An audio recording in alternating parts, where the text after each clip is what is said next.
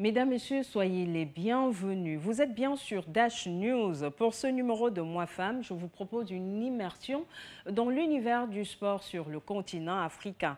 Nous allons nous servir du parcours de Alice Ngom, cette Camerounaise championne d'Afrique du Mixed Martial Arts, pour rentrer dans cet univers et comprendre la place de la femme africaine dans un univers où le débat de la parité se pose toujours et malheureusement a de la peine à rentrer dans les habitudes. Je vous retrouve dans une poussière de secondes.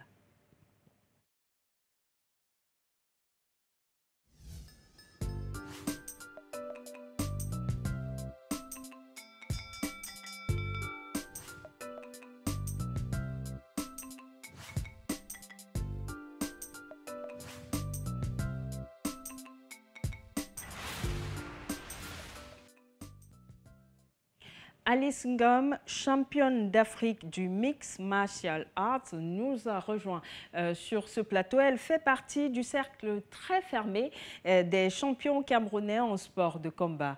Bonjour. Bonjour. C'est un plaisir de vous avoir. Alice, d'entrée de jeu, à quoi ressemble le quotidien d'une championne d'Afrique de Mixed Martial Arts en termes d'entraînement? Bon, déjà, pour moi, pour les entraînements, c'est tous les jours. Et on a le matin qu'on travaille, on a le soir. Donc ça dépend des heures. On a nos heures de 6 heures à 8 heures le matin. Et le soir, on a de 20 heures à 22 heures. Et moi, je continue à travailler comme ça parce que c'est ma vie. C'est une vie carrément en salle de sport. On pense sport, on rêve sport, on pense toujours en termes de performance, de challenge à relever. Oui, bien sûr, parce que depuis le premier jour que je me suis lancée dans ça, j'ai pris ce sport comme mon boulot parce que j'aime d'abord ce que je fais et je vis de ça. Donc, c'est une activité professionnelle, oui, une rémunératrice, activité à plein temps. Oui. Oui. En tout cas, avant d'aller plus loin, nous nous sommes glissés un peu dans les couloirs de votre salle d'entraînement. Question de chipper quelques secondes. Vous nous avez permis de vivre quelques secondes de à quoi ressemble, si vous posez la question de savoir à quoi ressemble une séance d'entraînement d'une athlète de haut niveau. Alors, je vous propose de regarder. Retenez bien votre souffle, car les coups de poing, on a la chair de poule. On regarde un peu à quoi ressemble une séance d'entraînement avec Alice Ngom.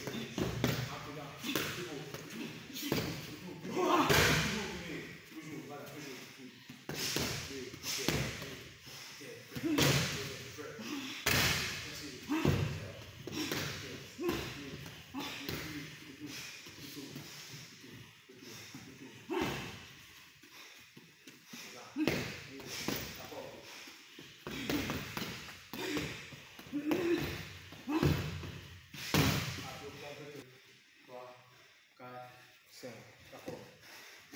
1, 2, 3, 4, 5. Allez, je monte. D'accord. Et tout. Allez. 2, 3, 4, 5. C'est bon.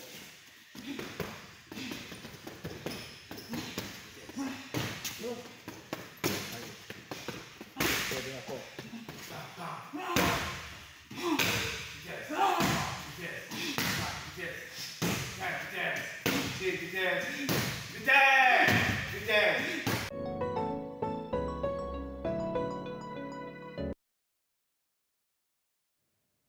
C'était donc une séance d'entraînement avec Alice Ngom et ça donne, on n'a pas envie d'essayer, hein, on préfère vous regarder de loin. Lorsque vous enchaînez comme ça 2 heures d'entraînement, comment est-ce que vous faites? C'est un mental construit au fil des jours? Comment est-ce que vous arrivez même déjà à choisir cette discipline sportive? Déjà, avant de me lancer dans ce sport, j'étais pas manicone comme je suis aujourd'hui. J'avais tellement de poids et je buvais un peu trop. À l'âge de 28 ans, j'avais déjà un ventre qui dormait sur les jeans. J'ai dit non, il faut que je me lance dans le sport pour devenir mannequin. Et j'avais déjà des problèmes respiratoires. Oui. Oui, et c'est comme ça que je me suis trouvé une salle. J'ai commencé à boxer là-bas et il y a un collègue qui m'a dit, il n'y a pas les femmes dans la boxe, tu peux boxer pour devenir champion, on ne sait jamais. Maintes fois, j'ai eu à refuser parce que je disais non, c'est pas ce que je veux faire. Mais au début, quand j'avais dans les 15 ans, 14, je voulais faire l'armée et je me disais il fallait que je fasse les sports de combat pour former dans l'avenir aussi. Après, lorsque j'ai raté ma formation militaire, j'ai abandonné aussi le sport d'abord. Donc c'est en 2028 que j'ai repris. 2018. Oui, 2018, autant pour moi. 2018 et 2019, j'ai commencé dans le mix martial. Et c'est allé très vite. C'est allé très vite à Yaoundé avec le coach Michel.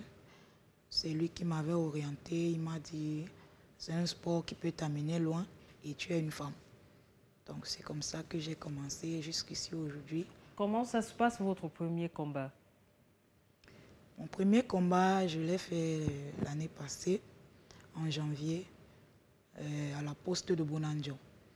C'était amateur, parce que là, quand tu commences, tu fais au moins 2, 3 ou à 5 combats amateurs selon ton niveau. Donc, on a vu que j'avais un niveau un peu plus élevé que les autres. On a sollicité qu'un mec qui suivait là, j'ai fait mon premier combat professionnel. C'était face à qui? C'était face à une Tchèque. Teresa, elle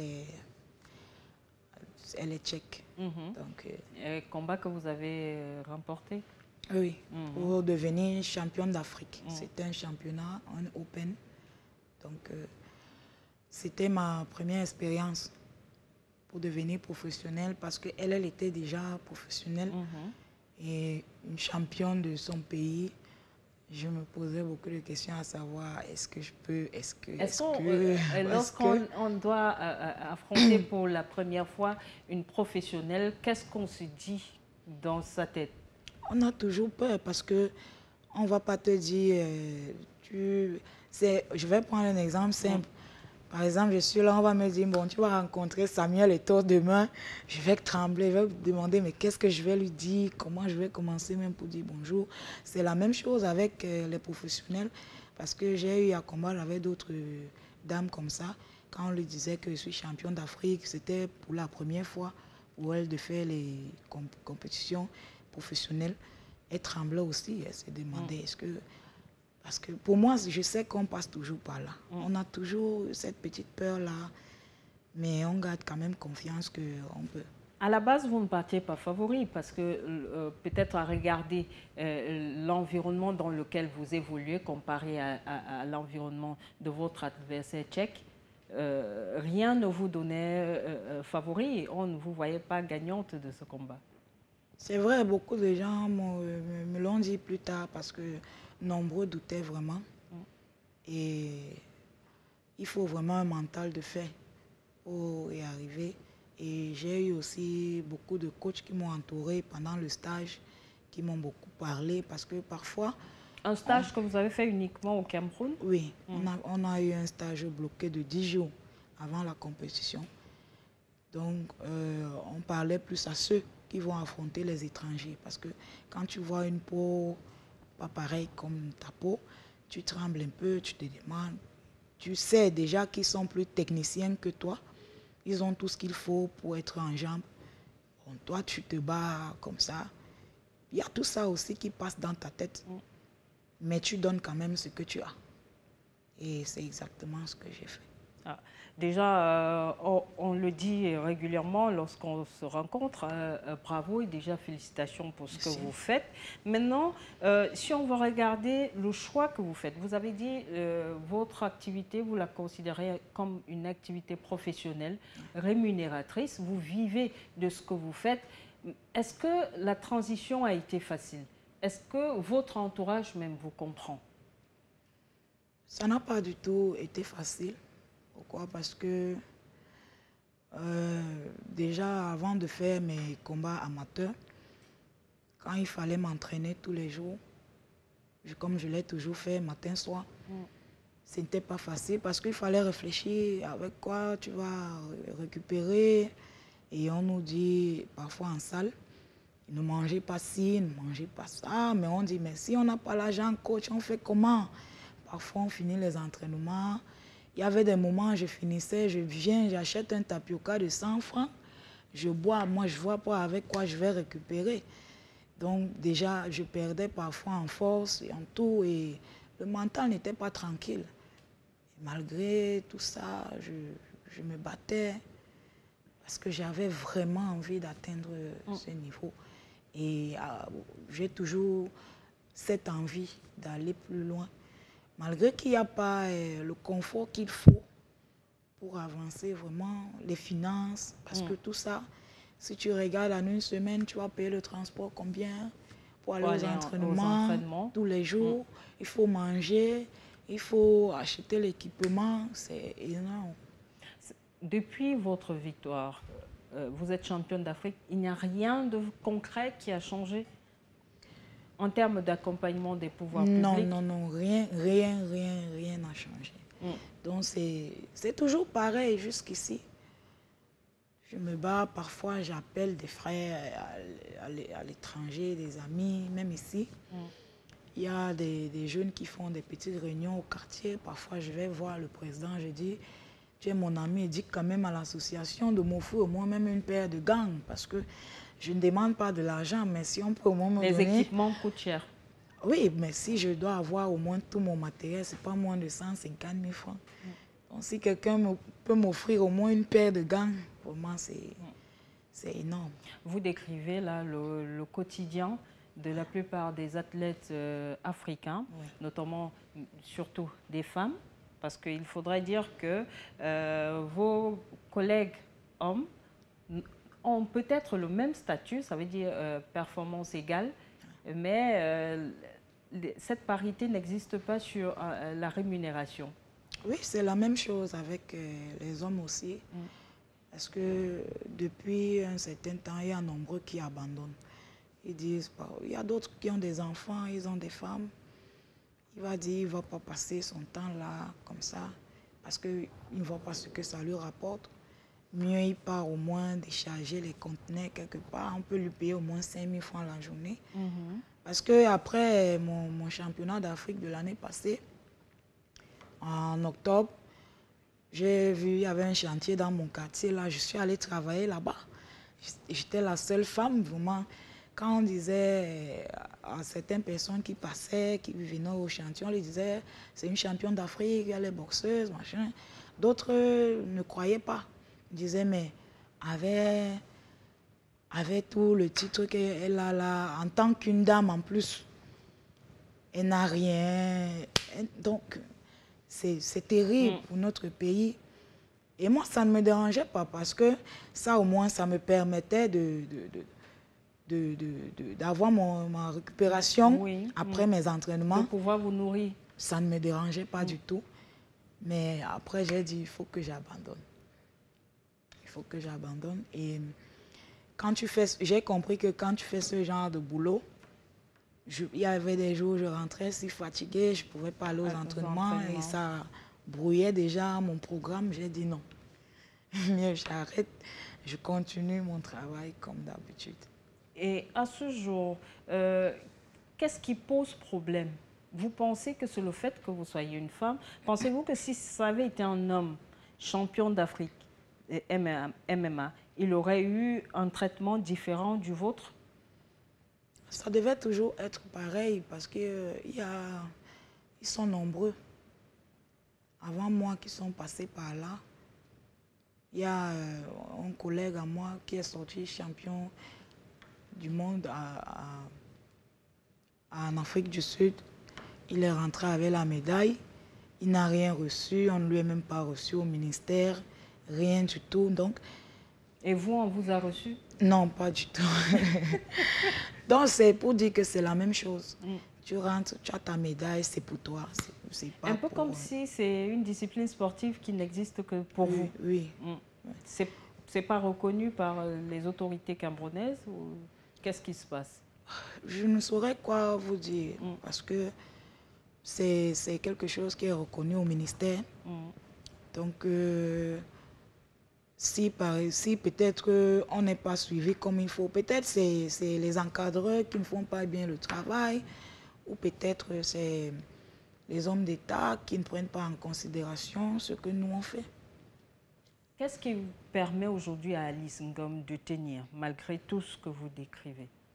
Moi, je tiens parce que, pour moi, premièrement, je veux sortir du pays, continuer mes activités à l'extérieur, parce que je pense qu'avec le niveau que j'ai, si j'étais à l'extérieur, c'est que j'aurais au moins une maison, une voiture, un salaire tous les mois.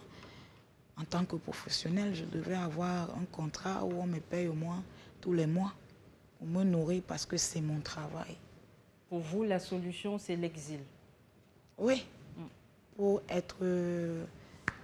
traité décemment. Oui. Respecté, dont le travail reconnu comme tel. Oui. Et dans votre esprit ou dans votre ambition, quel est le pays où vous pensez exceller? J'ai l'Angleterre ou les États-Unis. Les deux.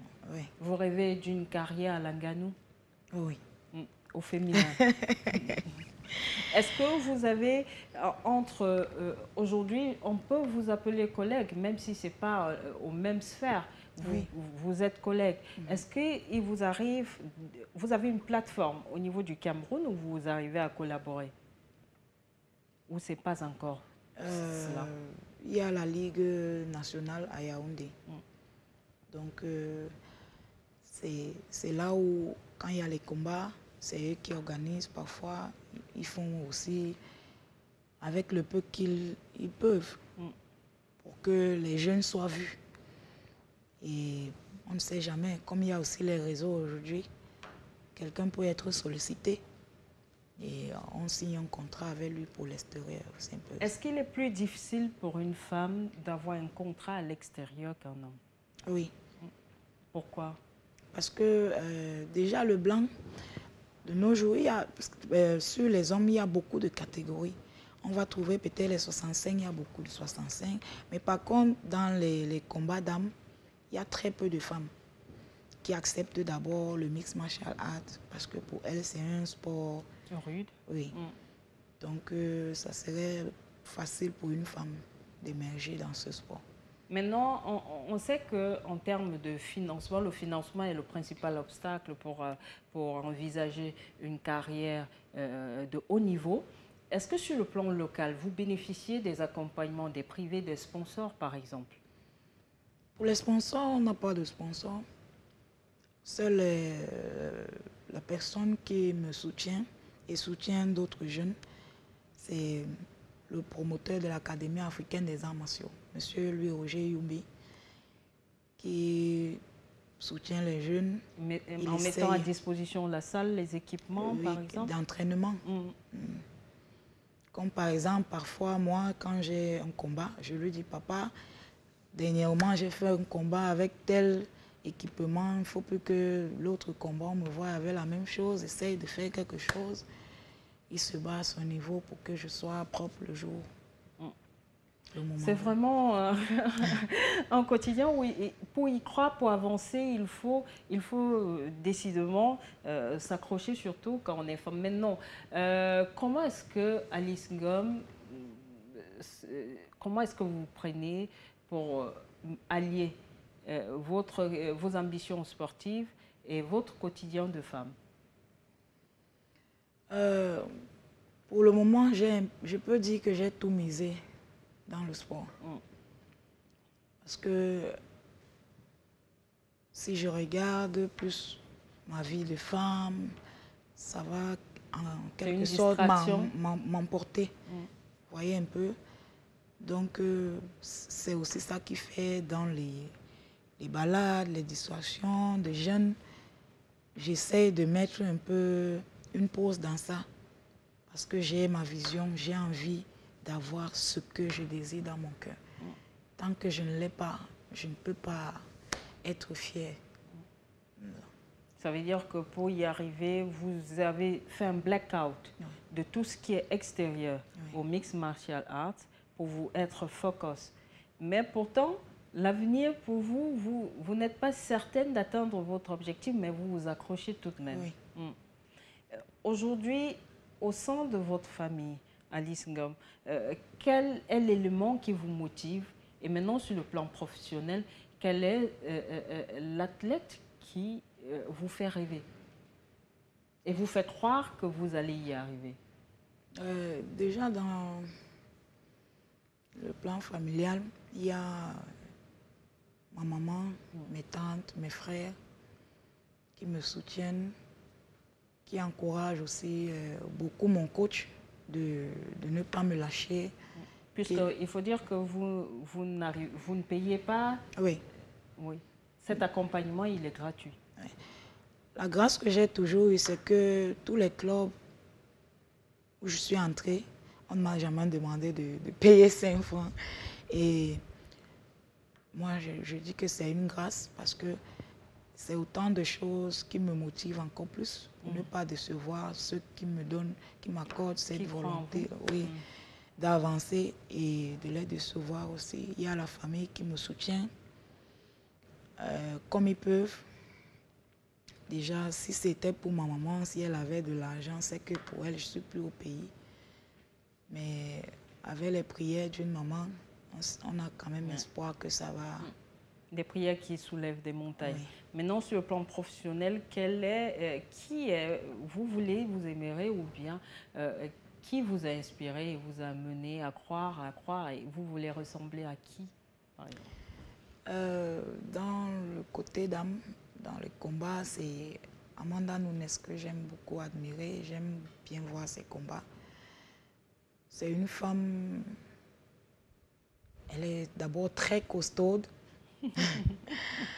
Et c'est une femme qui s'entraîne au moins 5 heures par jour. Si le matin elle s'entraîne, c'est au moins 5 heures, le soir, c'est au moins 5 heures de temps pour une femme. Donc parfois je me dis, si moi je fais 2 heures seulement et je suis épuisée comme ça, et elle parvient à faire 5 heures vraiment, il faut que, avec le temps, j'augmente aussi le niveau pour arriver où elle est. Il faut vraiment ça. Maintenant, si vous augmentez, vous passez de 2 heures à 5 heures de temps. Cela suppose, pour compenser, il faut également un autre budget, ce que vous n'avez pas pour l'instant. Oui, mais pour ça, je ne peux pas m'engager à ça maintenant. Mais je pense quand même. D'accord. Maintenant, on va regarder être championne d'Afrique en Afrique subsaharienne. Est-ce que la culture joue contre vous? Avez-vous le sentiment qu'on vous comprend toujours? Et est-ce que les femmes sont acceptées? Oui, les femmes sont acceptées dans ce sport parce que c'est quelque chose qu'on voit très rarement. Surtout quand une femme se lance dans une activité d'homme, parfois les hommes sont un peu déclassés et la femme prend un peu plus de place. Donc partout où je suis passée, c'est un peu la vision que j'ai eue. Et pour on moi, est surpris d'abord de voir que c'est une dame. C'est une dame. Et en même temps, on demande si elle va tenir, mais elle parvient à tenir. C'est un peu comme j'ai travaillé dans un chantier. Tout le monde savait que je ne pouvais même pas faire 2 jours. Mais il y avait des hommes qui arrivaient, ils travaillent 1 heure, ils abandonnent. Et moi, je pouvais transporter 200 papins. Je monte jusqu'au 2e niveau et c'est moi qui mets la pression aux hommes. Et le jour de la paye, ils sont là, ils veulent l'argent. On dit non, celle qui doit même se placer la première, c'est elle, parce qu'elle travaille plus que ses hommes. Donc, vous voyez un peu...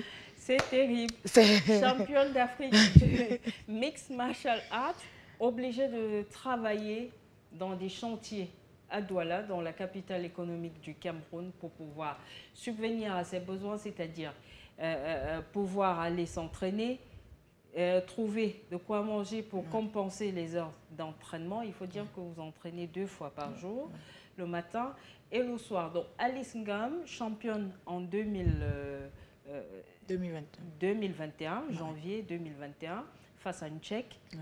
Et aujourd'hui, de retour dans son pays, aucune reconnaissance. Elle n'a pas été reçue par les autorités camerounaises, notamment le ministère des Sports. C'est passé incognito.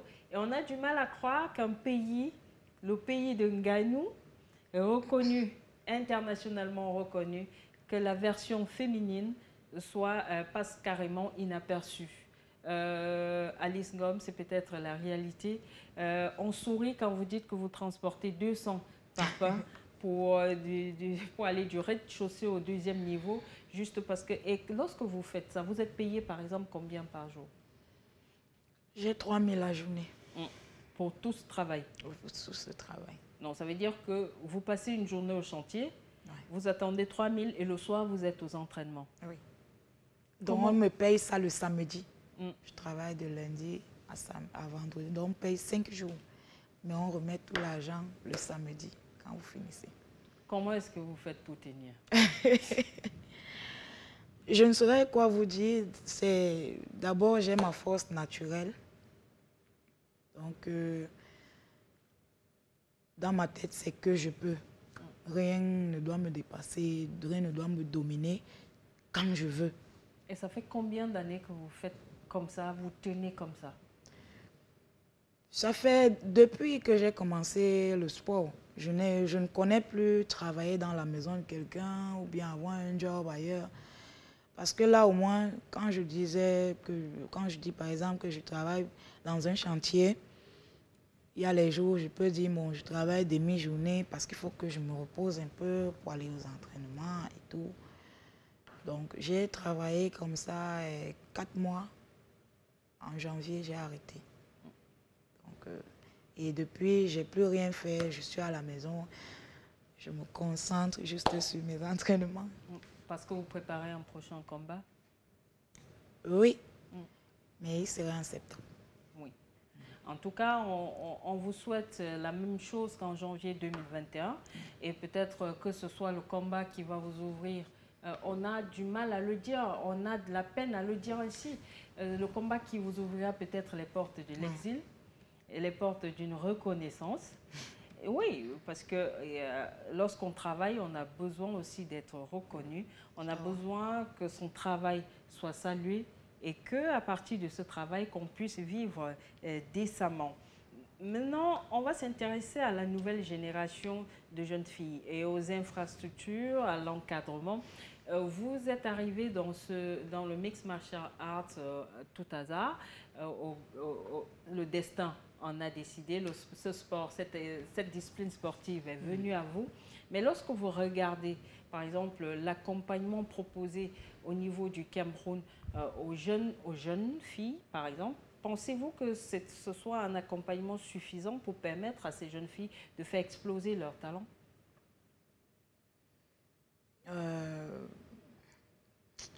Pour moi, non. Il est carrément inexistant. Non, pour moi, non, parce que j'ai compris quelque chose, que le blanc, lui, il reconnaît plus la valeur sportive que nous. Et il y a des gens, on va lui parler du sport, il va se lancer, mais est-ce qu'il est vraiment intéressé du sport?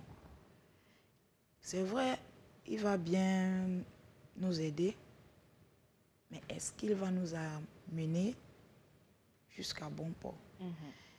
Il y a aussi ça, parfois c'est les conseillers qu'on a besoin le plus d'abord, parce que chaque jour on a envie d'abandonner, parce que c'est comme si on travaillait en vain. Oui, on travaille sans forcément savoir à quoi ça va servir. Et parfois, la famille aussi demande, on a dit, il faut abandonner ça, on a dit, trouve-toi un boulot. Tu commences à te poser des questions. Si tu n'es pas vraiment fort, tu vas lâcher. La pression de la famille, en tant que femme, déjà, la pression, on te Parce pose que déjà, tu te bloques beaucoup de choses pour obtenir ce que tu veux. Mais parfois, tu restes, les choses ne marchent pas comme tu veux, avec tous les efforts que tu fais. C'est inquiétant. C'est vraiment inquiétant. Vous avez, par exemple, sacrifié votre vie de femme Oui. pour espérer atteindre votre objectif. Oui. Parce que pour moi, j'ai toujours aimé le sport depuis que je suis petite. Et j'ai toujours dit qu'il faut que je devienne une grande championne. Il faut que je sois connue dans le monde entier. Alors pour ça, il faut travailler, faire des recherches, s'approcher des gens qui peuvent nous soutenir, autant de choses. Aujourd'hui, si on vous demandait de recommencer, vous ferez ce même choix? Ce choix de carrière? Oui. Parce que si aujourd'hui on me demandait d'abandonner ce sport, moi je ne sais pas faire autre chose que ça. C'est ma vie. Donc ça ne serait pas facile. Ça serait comme si on vous avait dit, madame, vous n'allez plus travailler à partir d'aujourd'hui. Qu'est-ce que ça fait? Mesdames, Messieurs, si vous venez de vous joindre à nous, Alice Ngom, championne d'Afrique du Mixed Martial Arts, nous parle de son quotidien. Elle a choisi cette activité sportive, elle a choisi de faire carrière dans les sports de combat. Championne d'Afrique camerounaise d'origine, de retour de ce combat face à une Tchèque en janvier 2021. Elle est reconnue championne d'Afrique, mais dans son pays, pas reçue par les autorités camerounaises. Alice Ngom, malgré son statut, est obligée aujourd'hui d'écumer les chantiers, c'est-à-dire pour exécuter des travaux et, comme elle dit, payer 3 000 francs CFA la journée, moins de 2 euros, pour pouvoir tenir et pouvoir mener ses entraînements au quotidien. Pour savoir à quoi ressemble une séance d'entraînement d'Alice Ngom, je vous propose de revenir en image sur ce qu'elle fait pratiquement tous les matins et tous les soirs. Et on se retrouve dans une poussière de seconde. On abordera la deuxième partie de cette émission. Ce sera avec Tatiana Mabougo, le coin des mamans. On regarde d'abord Alice Ngom et on se retrouve dans un instant.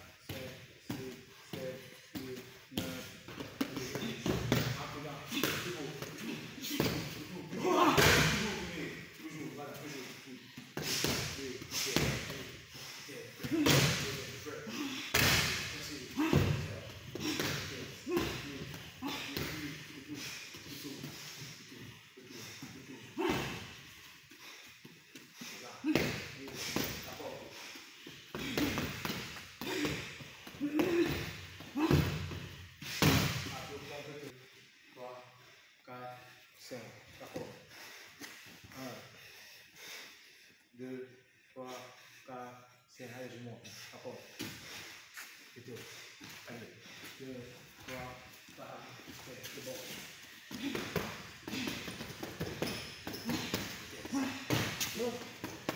Allez. C'est bien fort.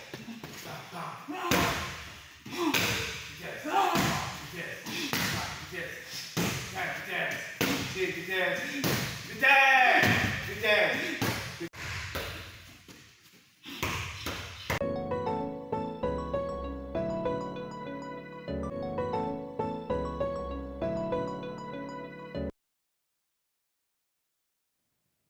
Vous êtes bien sûr Dash News et Moi Femme se poursuit. Moi Femme, et c'est également le coin des mamans. On va retrouver, je vous le disais il y a moins de 2 minutes, que nous allons retrouver Tatiana Mabougo. Elle parle de l'éveil des enfants. Nous avons pris part à une conférence où il était question pour les parents d'accompagner les enfants, comment amener les enfants à apprivoiser leur environnement et le rôle des parents déconnectés des enfants de tout ce qui est tablette, de tout ce qui est télévision pour pouvoir intégrer, mieux approprier leur environnement et surtout s'épanouir. Donc, on retrouve Tatiana Mabougo et ses conférenciers et on se poursuit l'émission juste après.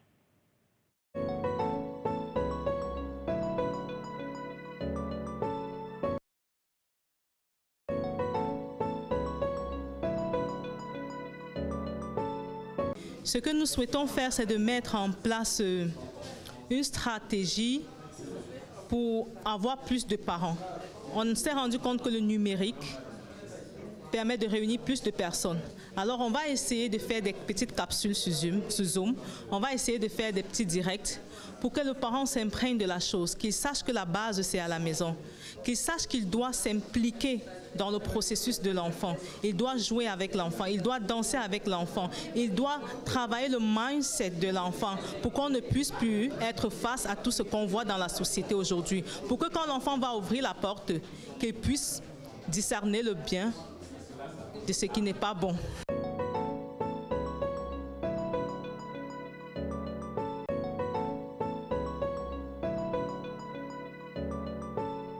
Dire que les parents ont plus de responsabilités, ils sont même ceux qui ont l'ultime responsabilité. Parce que quand vous faites un enfant, vous ne le faites pas pour les autres. Vous avez fait le choix de le faire ou vous n'avez pas fait le choix de toutes les façons, c'est vous qui faites l'enfant. Et donc, vous avez la charge de conduire cet enfant jusqu'au jour où les forces vous lâchent. C'est les parents qui ont la responsabilité première. Malheureusement, dans la société d'aujourd'hui, ils ont démissionné, pratiquement.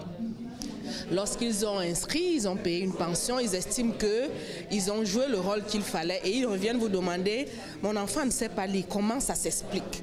Vous lui apprenez quoi ici ?» Non, non, c'est pas comme ça que ça se passe. C'est le parent qui, à la maison, comme on l'a dit tout à l'heure, doit prendre de son temps. Déjà, pour demander à l'enfant « Qu'est-ce que vous avez fait aujourd'hui ?» C'est beaucoup. Désormais, l'enfant sait donc qu'il doit faire un effort de retenir quelque chose parce qu'à la maison, la question l'attend. Vous voyez à quel niveau le parent est le nœud de l'éducation.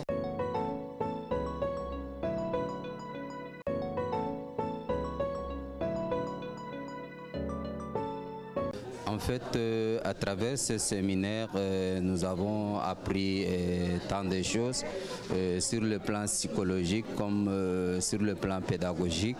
Ce séminaire nous a outillé vraiment des stratégies préventives par lesquelles nous pouvons quand même éduquer ou soit accompagner nos enfants dans le sens positif.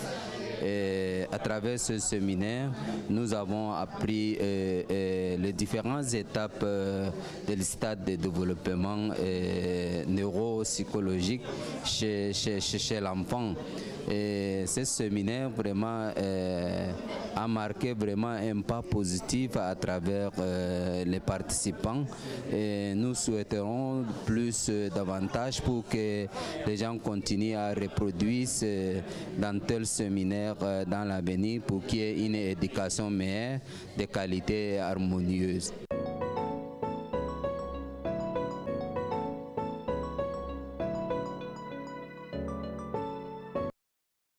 C'était donc Tatiana Mabougo, spécialiste en jouets éducatifs. Elle fait partie de ces jeunes Camerounais qui ont décidé de s'activer et de mettre tout en œuvre pour une éducation positive. Elle milite donc au quotidien pour accompagner les parents et promouvoir les astuces et les bienfaits d'un éveil sûr et certains d'un éveil surtout positif des enfants. L'objectif est, comme elle dit, pour asseoir le mindset d'un enfant, il faudrait apprendre à cet enfant à déconnecter des tablettes, de tout ce qui est écran pour mieux s'apprivoiser, pour mieux apprivoiser son environnement. Nous poursuivons cette émission. Nous sommes en compagnie de Alice Ngom. Elle est notre invitée, championne d'Afrique du Mixed Martial Arts. Avec elle, nous nous interrogeons, nous nous posons la question de savoir quelle est la place de la femme dans l'univers du sport sur le continent africain. Nous avons essayé d'écumer son quotidien et on finit par comprendre que choisir le sport de haut niveau en Afrique, mais surtout en Afrique subsaharienne, c'est une aventure, c'est un parcours de combattant. Alice Ngom, vous faites partie de ces femmes qui, malgré tous les obstacles, n'ont pas décidé de lâcher. Vous avez décidé de vous accrocher et de surtout faire carrière dans le Mixed Martial Arts, athlète de haut niveau. Quel est votre agenda pour les semaines à venir? Que prévoyez-vous avec votre coach? Déjà, nous sommes à la recherche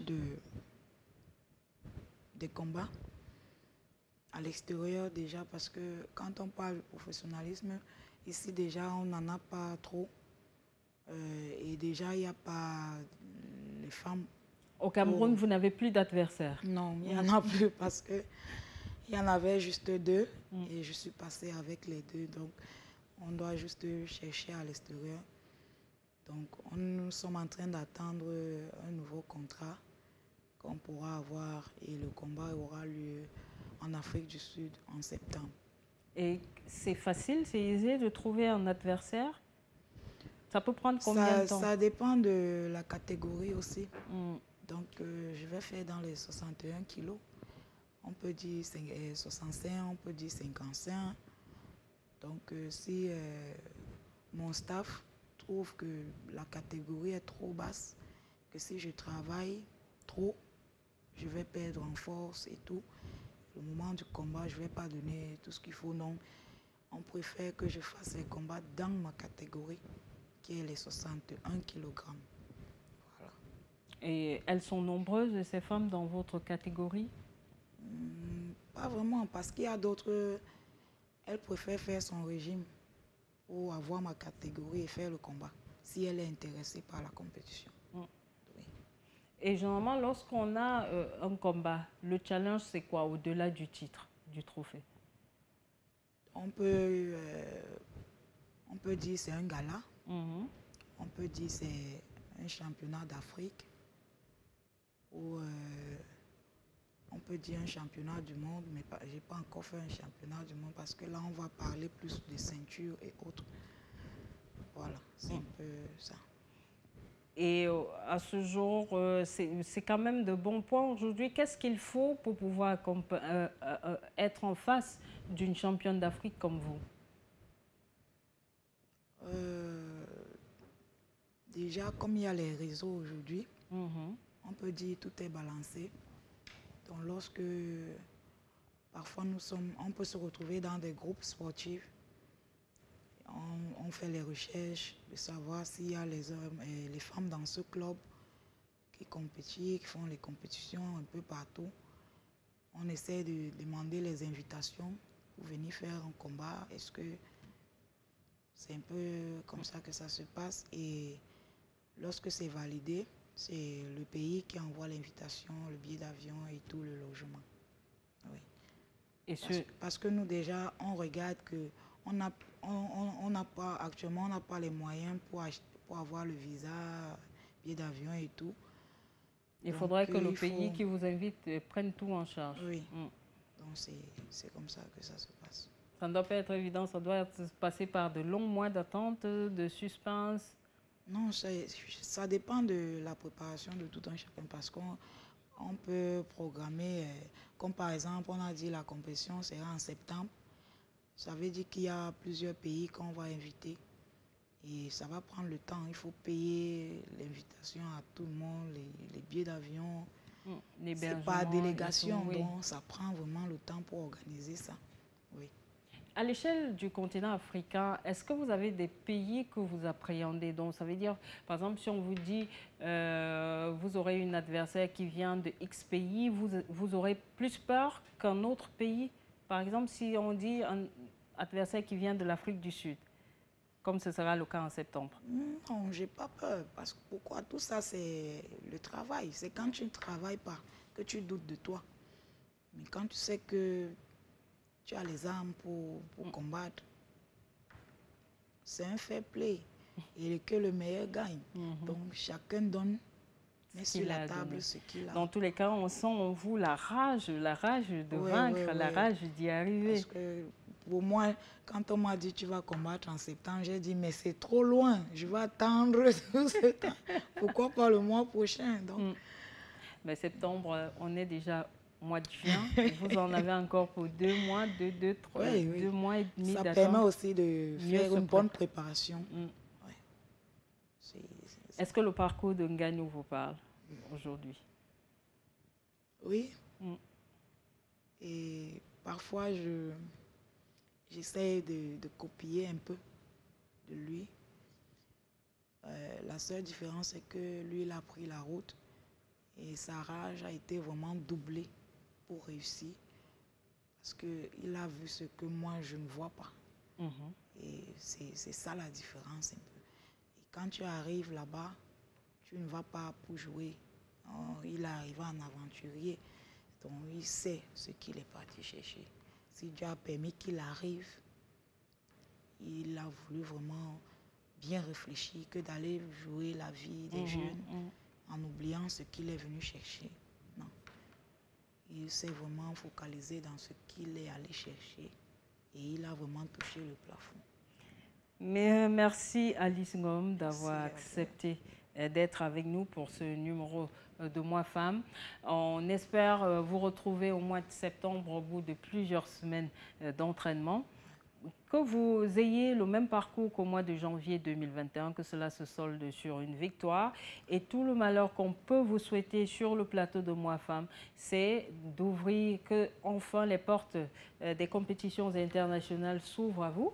Et que vous ayez droit à la carrière que vous méritez, au vu de tout ce que vous voulez, et que pour une fois que vous n'écumiez plus les chantiers pour pouvoir gagner 3 000 francs CFA par jour, et pour assurer juste ce que vous allez manger pour pouvoir tenir pour ces entraînements. C'est dommage d'avoir autant de performances, d'avoir autant de talent, et de passer parfois inaperçu dans son propre pays. On imagine que ça fait mal.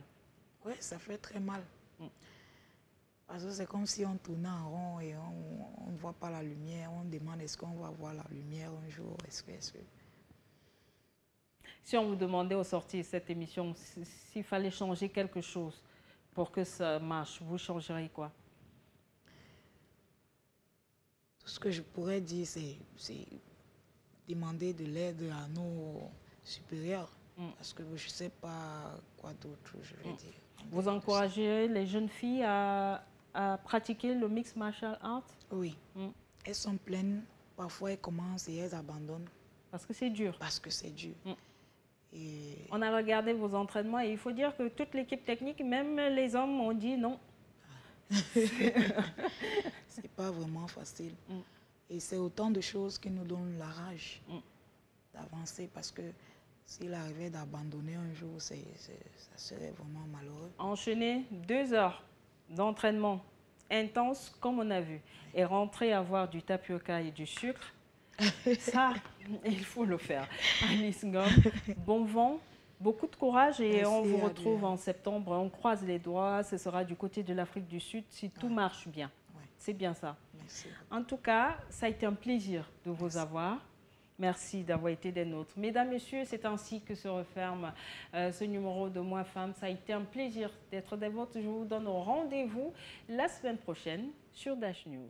Au revoir.